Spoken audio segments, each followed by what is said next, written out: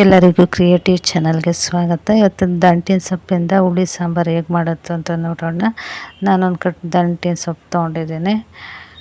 ಮತ್ತು ಬೇಳೆನ ತೊಳೆದ್ಬಿಟ್ಟು ನೆನೆ ಹಾಕಿದ್ದೀನಿ ಒಂದು 1/4 ಗಂಟೆ. ನೀವು ಡೈಲಿ ಸಾಂಬಾರಿಗೆ ಎಷ್ಟು ಹಾಕ್ಕೊತೀರೋ ಅಷ್ಟು ಹಾಕ್ಕೊಳ್ಳಿ. ಆ ಬೇಳೆಗೆ ಈಗ ಒಂದು ಈರುಳ್ಳಿ ಹಾಕ್ಕೊತಾ ಇದ್ದೀನಿ, ಒಂದೆರಡು ಟೊಮೊಟೊ ಹಾಕ್ಕೊತಾ ಇದ್ದೀನಿ. ಮತ್ತು ಈಗ ಈ ಸೊಪ್ಪನ್ನ ತೊಳೆದ್ಬಿಟ್ಟು ಹಚ್ಚಿಟ್ಕೊಂಡಿದ್ದೀನಿ, ಉದ್ದುದ್ದಕ್ಕೆ ಒಂದು ಸ್ವಲ್ಪ ಉದ್ದುದ್ದಕ್ಕೆ ಅದನ್ನು ಹಾಕ್ಕೊತಾ ಇದ್ದೀನಿ. ಮತ್ತು ಒಂದು ಆಲೂಗೆಡ್ಡೆ ಹಾಕ್ಕೊತಾ ಇದ್ದೀನಿ. ಹಾಗೆ ಇದಕ್ಕೆ ಸ್ವಲ್ಪ ನೀರು ಉಪ್ಪು ಹಾಕ್ಕೊಂಡು ಕ್ಲೋಸ್ ಮಾಡಿಬಿಟ್ಟು ಕುಕ್ಕರ್ನ ಒಂದು 3 ವಿಷಲು ಕೂಗಿಸ್ಕೊತಾ ಇದ್ದೀನಿ. ದಂಟಿನ ಸೊಪ್ಪು ಚೆನ್ನಾಗಿ ತೊಳ್ಕೊಬೇಕು, ಮಣ್ಣು ಜಾಸ್ತಿ ಇರುತ್ತೆ ಎಲೆಯಲ್ಲೆಲ್ಲ. ಒಂದು 3 ಸರಿನಾದರೂ ತೊಳ್ಕೊಬೇಕು. ನೋಡಿ, ಈಗ ಒಂದು 3 ಸರಿ ಕೂಗಿಸಿದ್ದೀನಿ, 3 ವಿಷಲ್ ಕೂಗಿಸಿದ್ದೀನಿ. ಚೆನ್ನಾಗಿ ಬೆಂದಿದೆ. ಆಲೂಗೆಡ್ಡೆ ಮೇಲೆ ಹಾಕಿದ್ರಿಂದ ಕದ್ರೋಗಿಲ್ಲ, ಅದು ಹಂಗೆ ಇದೆ. ಈಗ ಒಗ್ಗರಣೆಗೆ ಇಟ್ಕೊಳ್ಳೋಣ. ಒಗ್ಗರಣೆಗೆ ಇಕ್ಕಿ ಎಣ್ಣೆ ಹಾಕ್ತಾಯಿದ್ದೀನಿ. ಒಂದು 2 ಸ್ಪೂನಷ್ಟು ಎಣ್ಣೆ ಹಾಕಿದ್ದೀನಿ. ಎಣ್ಣೆ ಕಾದ ನಂತರ ಸಾಸಿವೆ ಮತ್ತು 1-2 ಮೆಣಸಿನ್ಕಾಯಿ, ಕರಿಬೇವಿನ ಸೊಪ್ಪು ಹಾಕಿದ್ದೀನಿ. ಈಗ ಇದು ಸೊಪ್ಪೆಲ್ಲ ಕೂಗಿಸ್ಕೊಂಡಿದ್ವಲ್ಲ ಅದನ್ನು ಹಾಕ್ಕೊತಾ ಇದ್ದೀನಿ.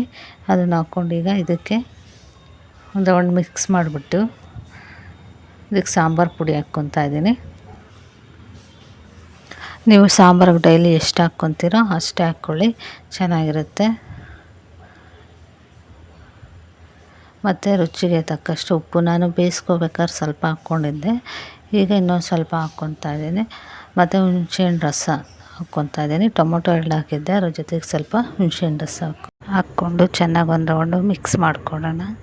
ಮಿಕ್ಸ್ ಮಾಡಿಕೊಂಡು ಈಗ ಉಪ್ಪು ಖಾರ ಎಲ್ಲ ಸರಿಯಾಗಿದೆ ಅಂತ ಒಂದು ಸರಿ ಚೆಕ್ ಮಾಡಿಕೊಂಡು ಕ್ಲೋಸ್ ಮಾಡಿಬಿಟ್ಟು ಒಂದು ಕುದಿಯೋವರೆಗೂ ಬಿಟ್ಟರೆ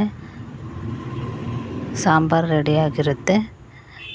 ನೋಡಿ, ರೆಡಿಯಾಗಿದೆ. ಒಂದು ಕುದಿಸಿದ್ದೀನಿ ನಾನು. ಇದು ಮುದ್ದೆಗೆ, ಅನ್ನಕ್ಕೆ, ಚಪಾತಿಗೆ, ರೊಟ್ಟಿಗೆಲ್ಲ ಚೆನ್ನಾಗಿರುತ್ತೆ. ವಿಡಿಯೋ ಇಷ್ಟ ಆದಲ್ಲಿ ಪ್ಲೀಸ್ ಸಬ್ಸ್ಕ್ರೈಬ್ ಮಾಡಿ. ಈಗ ಖಾರದ ಪುಡಿ ಗೊಜ್ಜು ಹೇಗೆ ಮಾಡೋದು ಅಂತ ನೋಡೋಣ. ನಾನೊಂದು ಪ್ಯಾನ್ ಬಿಸಿ ಇಟ್ಕೊಂಡು 1-2 ಸ್ಪೂನಷ್ಟು ಎಣ್ಣೆ ಹಾಕ್ಕೊಂಡು, ಎಣ್ಣೆ ಕಾದ ನಂತರ ಸಾಸಿವೆ ಹಾಕ್ಕೊಂಡಿದ್ದೀನಿ. ಸಾಸಿವೆ ಸಿಡಿದ ನಂತರ 1 ಸ್ಪೂನಷ್ಟು ಕಡಲೆಬೇಳೆ ಮತ್ತು 1 ಸ್ಪೂನಷ್ಟು ಉದ್ದಿನಬೇಳೆ ಹಾಕ್ಕೊಂಡಿದ್ದೀನಿ. ಈ ಕಡಲೆಬೇಳೆ ಮತ್ತು ಉದ್ದಿನಬೇಳೆ ಎಣ್ಣೆಯಲ್ಲಿ ಚೆನ್ನಾಗಿ ಫ್ರೈ ಮಾಡ್ಕೊಳ್ಳೋಣ.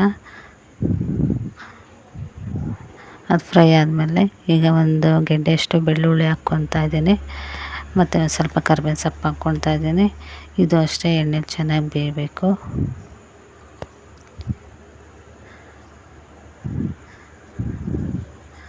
ಈಗ ಇದಕ್ಕೆ ಒಂದು ಈರುಳ್ಳಿ ಹೆಚ್ಚಿಟ್ಕೊಂಡಿದ್ದೀನಿ, ಮೀಡಿಯಮ್ ಸೈಜಿಂದ 1-2 ಈರುಳ್ಳಿ ಹೆಚ್ಚಿಟ್ಕೊಂಡಿದ್ದೀನಿ, ಅದನ್ನು ಹಾಕ್ಕೊತಾ ಇದ್ದೀನಿ. ಮತ್ತು ಚಿಕ್ಕ 1-2 ಟೊಮೊಟೊ ಹೆಚ್ಚಿಟ್ಕೊಂಡಿದ್ದೆ, ಅವು ಸಹ ಹಾಕ್ಕೊತಾ ಇದ್ದೀನಿ. ನೀವು ಟೊಮೊಟೊ ಬೇಕು ಅಂದರೆ ಜಾಸ್ತಿನೂ ಹಾಕ್ಕೋಬೋದು. ಟೊಮೊಟೊ ಚೆನ್ನಾಗಿ ಬೇಯಬೇಕು. ಈಗ ಇದಕ್ಕೊಂದು ಸ್ವಲ್ಪ ಅರಿಶಿನ ಪುಡಿ ಹಾಕ್ಕೊತಿದ್ದೀನಿ. ಅರಿಶಿನ ಪುಡಿ ಹಾಕ್ಕೊಂಡು ಒಂದು ಸ್ವಲ್ಪ ಮಿಕ್ಸ್ ಮಾಡಿದ್ಮೇಲೆ ಇದಕ್ಕೆ ಒಂದು ಸ್ವಲ್ಪ ಬೇಗ ಬೇಯಲಿ ಅಂತ ಒಂದು ಸ್ವಲ್ಪ ಉಪ್ಪು ಹಾಕ್ಕೊತಾ ಇದ್ದೀನಿ. ಸಾಫ್ಟಾಗಿ ಬೇಯಬೇಕು. ಈಗ ಇದು ಬೆಂದಿದೆ. ಈಗ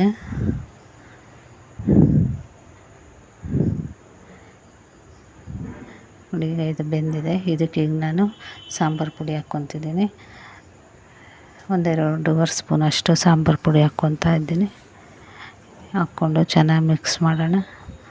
ಮಿಕ್ಸ್ ಆದ ನಂತರ ಈಗ ಹುಣಸೆಹಣ್ಣು ರಸ ಹಾಕ್ಕೊತಾ ಇದ್ದೀನಿ. 1 ನಿಂಬೆಹಣ್ಣು ಗಾತ್ರದಷ್ಟು ಹುಣಸೆಹಣ್ಣು ನೆನೆ ಹಾಕಿಟ್ಟು ರಸ ತಗೊಂಡಿದ್ದೆ, ಅದನ್ನು ಹಾಕ್ಕೊತಾ ಇದ್ದೀನಿ. ಹೀಗೆಲ್ಲ ಮಿಕ್ಸ್ ಮಾಡಿ ಈಗ ಇದಕ್ಕೆ ಉಪ್ಪು ಹಾಕ್ಕೊತಿದ್ದೀನಿ, ರುಚಿಗೆ ತಕ್ಕಷ್ಟು ಉಪ್ಪು, ಮತ್ತು ಒಂದು ಸ್ವಲ್ಪ ಬೆಲ್ಲ ಹಾಕ್ಕೊತಾ ಇದ್ದೀನಿ. ಇದೆಲ್ಲ ಮಿಕ್ಸ್ ಮಾಡೋಣ. ಈಗ ನೀರು ಹಾಕ್ಕೊಂಡು ಒಂದು ಕುದಿಸ್ಕೋಬೇಕು. ನಿಮಗೆ ಗಟ್ಟಿಗೆ ಬೇಕು ಅಂದರೂ ಸಹ ಮಾಡ್ಕೋಬೋದು. ನಾನು ತೆಳ್ಳಗೆ ಮಾಡ್ಕೊತಿದ್ದೀನಿ ಒಂದು ಸ್ವಲ್ಪ. ಈಗ ಕ್ಲೋಸ್ ಮಾಡಿಬಿಟ್ಟು ಒಂದು ಕುದೀಲಿ. ನೋಡಿ, ಕುದೀತಾ ಇದೆ. ಈಗ ಇದಕ್ಕೆ ಕೊತ್ತಂಬರಿ ಸೊಪ್ಪು ಮತ್ತು ಕಾಯಿ ಹಾಕ್ಕೊತಾ ಇದ್ದೀನಿ. ನೀವು ಕಾಯಿ ಇದ್ದರೆ ಹಾಕ್ಕೋಬೋದು, ಇಲ್ಲಾಂದರೆ ಸ್ಕಿಪ್ ಮಾಡ್ಕೋಬೋದು. ಇದು ಏನು ತರಕಾರಿ ಇಲ್ಲದಾಗ, ಬೇಳೆ ಇಲ್ಲದಾಗ ಮಾಡ್ಕೋಬೋದು. ಬೇಗ ಆಗುತ್ತೆ, ಕಡಿಮೆ ಸಮಯದಲ್ಲಾಗುತ್ತೆ. ನೋಡಿ, ಖಾರದ ಪುಡಿ ಗೊಜ್ಜು ರೆಡಿಯಾಗಿದೆ. ನಮ್ಮ ಮನೇಲಿ ಹೊಸ್ದಾಗಿ ಸಾಂಬಾರು ಪುಡಿ ಮಾಡಿದಾಗ ಈ ಥರ ಮಾಡ್ತೀವಿ.